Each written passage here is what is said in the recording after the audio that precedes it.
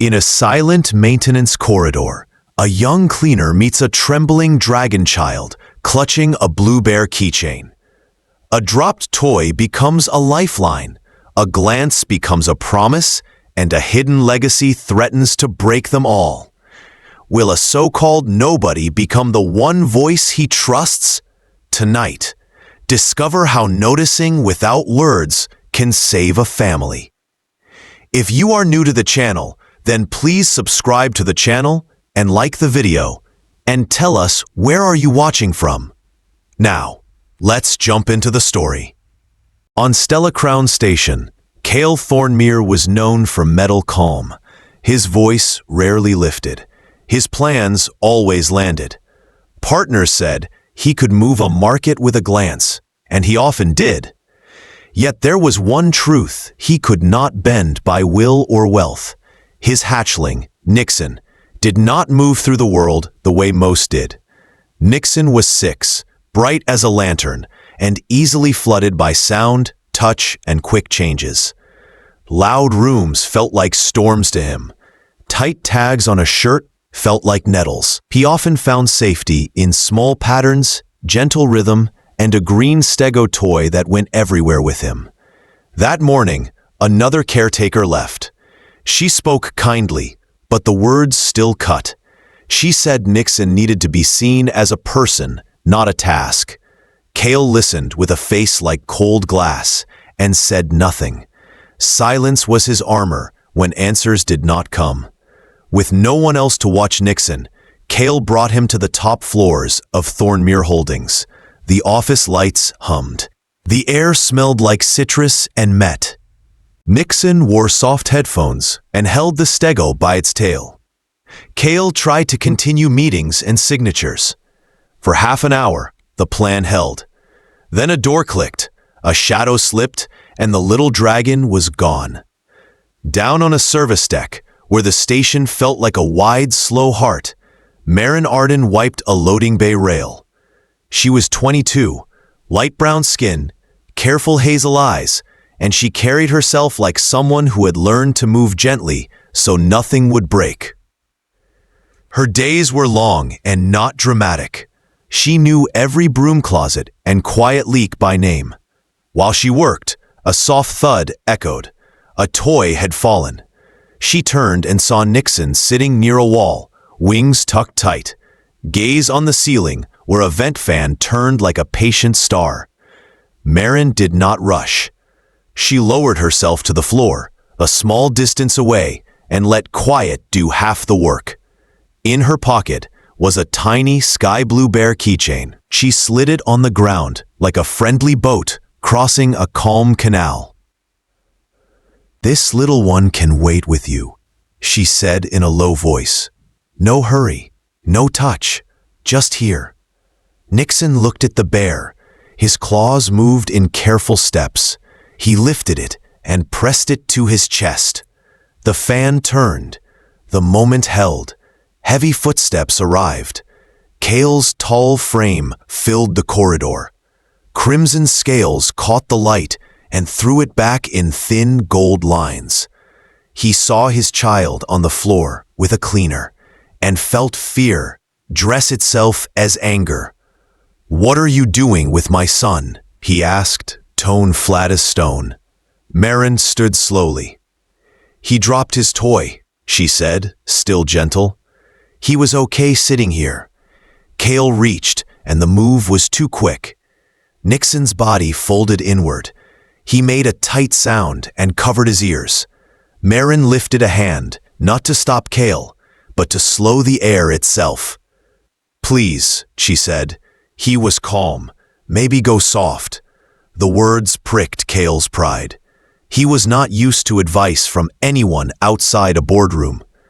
"Who are you to instruct me?" "No one," Marin answered, steady. "Maybe that is why he trusts me. I am nobody to the world, but I am someone to this minute." Nixon clutched the blue bear as if it were a shield. Cale saw that small act and felt a crack in his certainty. Later, as he led Nixon back upstairs, he found the bear in the child's backpack. He should have removed it. He did not.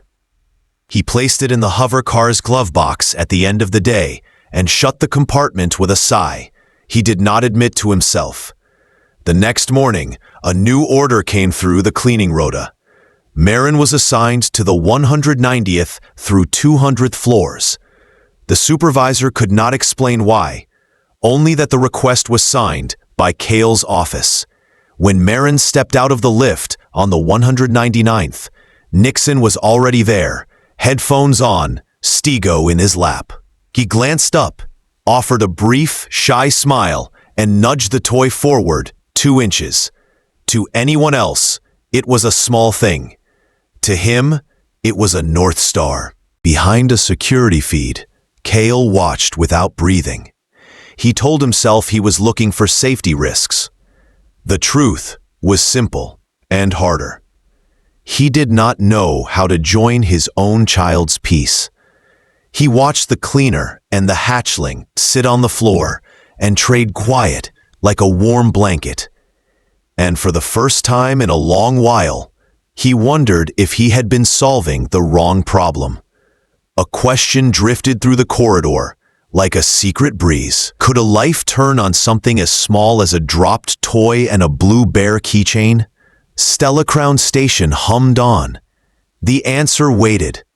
The new routine began without a speech. Marin worked on the executive floors during the first half of the day. Nixon's breaks somehow aligned with her presence. No one announced it. It just happened, the way streams find the easiest path through stone. At first, they only sat near each other. Marin learned that Nixon did better when there were clear lines on the floor, so she placed a thin strip of tape that marked safe space. She learned that certain textures helped him focus, so she carried small squares of soft felt, smooth wood, and gentle silicone. She learned that humming at a slow count of 4 calmed his breathing. Every discovery was tiny. Together, they were a bridge.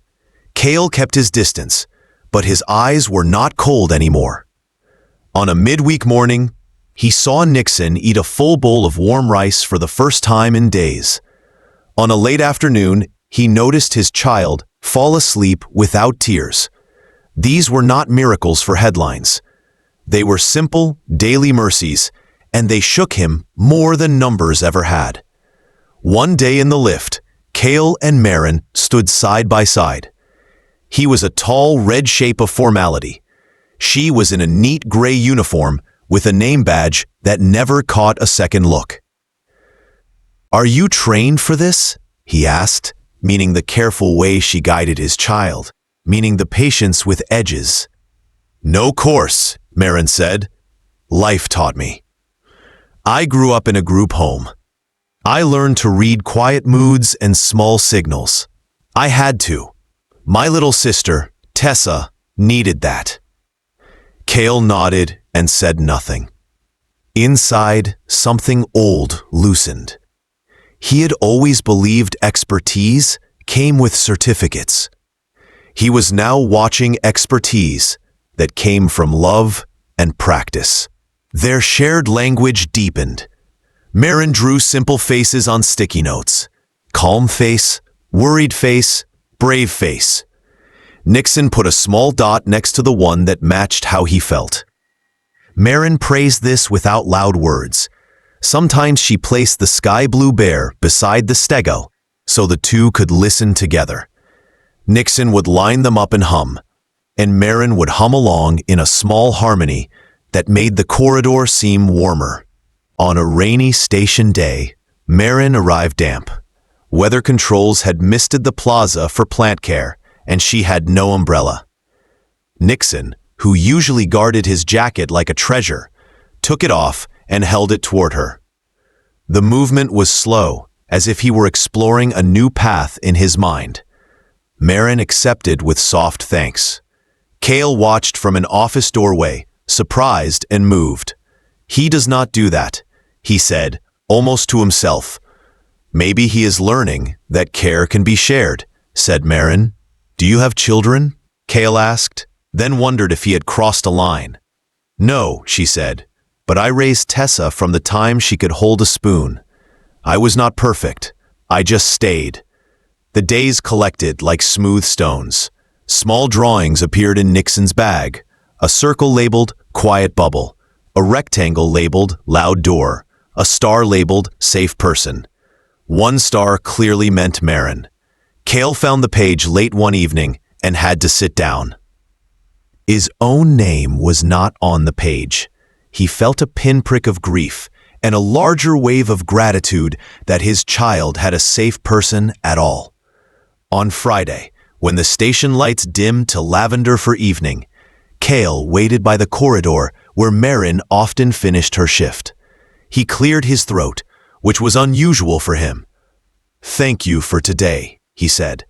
The words felt too small for what he meant, but he offered them anyway. Marin looked surprised, then smiled in a tired way that was still bright. "You're welcome," she said. They both looked down the hall where Nixon traced a square on the floor with the tip of his claw and then sat inside it like a king who had finally found a seat that fit. People on Stellacrown often spoke about gravity in charts and formulas. That week, gravity took a new shape for Cale Thornmere. He felt the pull of a different center. A boy, a cleaner, a shared hum, and quiet that did not feel empty at all. The hum of acceptance grew. Cale began to schedule his day so he could pause near the service deck at least once. He did not always step in. Sometimes he simply listened to the way Nixon's breathing matched Marin's slow count. Sometimes he left a fresh pack of blank cards on a bench. Sometimes he stood with his hands in his pockets and let himself feel unsure and hopeful at the same time. In a city of glass, steel, and neon signs, something soft had started. It did not make headlines. It made room. The first sign of trouble came in perfume and frost. Lady Varasha arrived without notice, scales polished like rubies under snow. She had lost a daughter years ago and carried grief like a diamond, sharp, flawless, and always on display. She stepped into the lobby just as Marin and Nixon were building a tower from texture blocks at reception during a quiet hour. The older dragon's eyes narrowed. "The company is not a nursery," she said later in Cale's office, her voice cool and precise. "And your son is not a spectacle." Her gaze flicked to a monitor where a paused frame showed Marin sitting on the floor with Nixon, both of them content. Cale kept calm. "He is improving," he said, "sleeping better, speaking more with signs." Lady Varasha folded her claws. "And you bring a cleaner into the family circle?" she asked. "Do you know what that invites from gossip channels?" Cale did not answer. He had learned to fight only the battles that mattered. He did not yet know how to measure this one. The blow came with paperwork. "Her file," said Lady Varasha, setting a thin tablet on the desk. "Your cleaner. Juvenile record for taking food from a market at 15. Left school early. Hardly a model for your heir." Cale read the lines. The facts were not news to him anymore, but hearing them spoken like stains still hurt. He said, "She took food during a winter strike to feed her sister. Motives do not erase marks." Lady Varasha replied, "Remove her." In the corridor, Marin had passed and caught the last two words. "Remove her." The phrase fell like a heavy door. That night, at a small table in a small apartment, she wrote a brief note. She thanked Cale for trust. She said she did not wish to cause trouble. She left her badge and uniform folded, then sat for a long time with the sky blue bear in her hands. She placed the keychain on the table and left in quiet steps. The next day, Nixon waited in the usual place. Hours slid by. He asked with eyes and hands where Marin was, and no one had an answer he could use. A loud sound echoed from a distant maintenance bay, and it was too much. The meltdown was not dramatic to outsiders. It was complete to him. He curled in a corner, bit his sleeve, hid from every glance, and the safe star on his inner map went dark. Kale knelt nearby and felt more helpless than he had in his hardest merger. He wanted to bargain with the A. After a long hour, he stood with new purpose. He checked the last address on Marin's file and took a public transit ring down to the lower district. Stairs were chipped, and the night smelled like cooked ginger and engine oil. On a concrete step sat Tessa, a teen with bright eyes and a guarded chin. "She does not want to see anyone," Tessa said before he could speak. "She thinks she ruined everything again." "She saved my son," Kale said, and his voice was not a businessman's voice at all. It was a father's voice, raw and steady. "And she helped me become the kind of father he needs." Tessa blinked, unprepared for that sentence. No one had spoken of her sister like that to a stranger. "She's scared," Tessa said. "People judge. Then I will stand in front of the judgment," said Kale. He waited until Marin returned, hood up, shoulders small. She was surprised to find a dragon on the stairwell who did not belong to this street.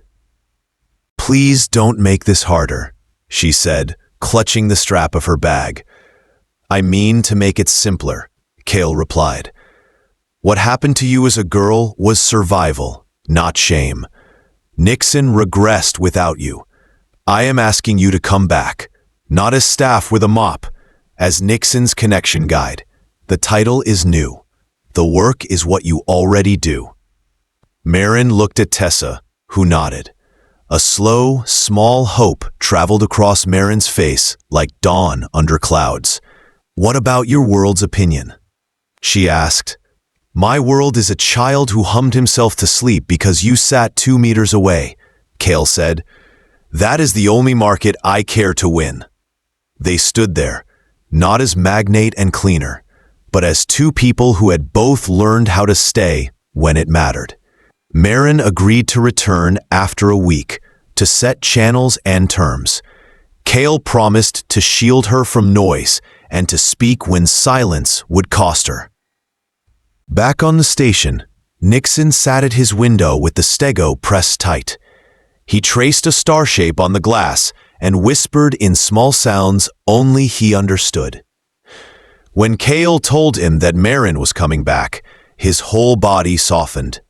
He did not leap or shout. He exhaled a long, calm breath. In that breath, hope lived. A week later, Marin stepped from the lift onto the executive floor in a simple light dress, hair loose, eyes steady. She still moved with soft care, but something in her posture had changed. She was no longer invisible. Kale met her at the doorway with a nod that meant more than 1,000 words. Nixon saw her and walked straight to her side with the stego in one claw and a folded card in the other. On the card was a stick figure with a blue dot above it. Below, in his careful letters, he had written, "Friend." Marin touched the corner of the card. "Me too," she said. Kale announced her new role to a small internal circle. Connection guide. ... The work was to support Nixon's daily rhythms and to build simple practices other families could try. There were no grand speeches, only a clear contract, a better wage, and respect. During the year-end gathering, the company auditorium filled with families, staff, and station guides. Noise filters were set low. Lights were warm. Marin stayed near the back so Nixon could choose. He surprised everyone by walking to the stage on his own. He faced the crowd and held both the stego and the sky blue bear. When he spoke, his voice was small but steady. "Thank you, Marin," he said. "You are my safe person." The room stilled, then breathed, and then a round of gentle claps rose like a soft tide. Kale's chest ached in the best way. he stepped to the microphone and said something he had never said in public. I once believed results were the only proof of value. I was wrong. The way we care is the true proof. My son taught me that. Marin showed me how. After the event, a queue formed, not of investors, but of parents, uncles, aunts, and guardians. They wanted to know about the texture cards, the humming, the safe space tape, the drawings. Marin answered with patience, sharing what had worked for Nixon and reminding them that every child has a different map. A small seed took root that night. Weeks later, the Quiet Bridges Center opened in an unused wing of the station, with soft floors, dimmable lights, and rooms for slow practice. Dragons and humans came to sit, listen, and learn. Marin led groups with a team she trained. Nixon drew signs for the doors. Cale funded the space, but did not brand it with his name. He came often, not as a lord of spreadsheets, but as a father on the floor next to a child making a paper star. Rumors did not vanish. Whisperers always find air. Some called Marin unfit because of her past. Some wondered if Cale had lost his edge. None of that changed the daily work. Lady Varasha visited one afternoon and watched Nixon guide two younger hatchlings through a breathing game with small bells. She did not smile, but her eyes lost a degree of ice. On her way out, she said to Marin, "You have done something all the expensive programs could not." Marin replied, "I only stayed and listened." The older dragon gave a small nod and left without further comment. Life did not turn perfect. There were still loud days, over bright afternoons, and old habits that tried to return when pressure rose. There were also new rituals, quiet tea in the office with the lights low, walks on the observation deck counting slow ships, baking simple cookies in a tiny break room oven, laughing when they failed and trying again. One evening, before a formal banquet that would draw the city's cameras, Marin stood at a balcony railing, unsure if she wanted to go. Cale joined her. "We can skip it," he said. "We can spend the evening building a card tower instead." "We could," Marin said, smiling. "But maybe we should go and let the cameras see something calm for once." They went. People stared. Whispers floated. Cale did not hide. He introduced Marin not as staff, not as a symbol, simply as Marin Arden, the person who taught him to see what had always been there. Beyond the bright hall, Nixon slept at home with Tessa reading nearby and the stego and the sky blue bear arranged like sentries.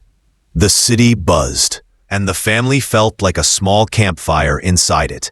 As months turned, the center grew. Teams trained. Families learned to map their own quiet bridges. Cale's company did well, not in spite of his change, but because of it. People prefer to follow leaders who can kneel.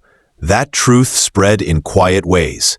One morning, Nixon left a drawing at the center's door. It showed 3 figures holding a string of tiny stars. Under it, he had written with Marin's help, "My family notices me." Marin looked at the drawing for a long time and felt how simple words can hold whole galaxies. Their story did not end with a trumpet. It ended and kept ending with small daily choices. Cale choosing softness when old armor called. Marin choosing to stay visible when fear wanted her to disappear. Nixon choosing to try words when humming might have been easier. Tessa choosing homework by the window so Nixon could sit near her and listen to the pencil sound. And the final line, the one that lives at the Quiet Bridges Center above a low doorway where everyone can see it, is written like this: "Love is the moment someone truly notices you, even when your mouth has no words at all."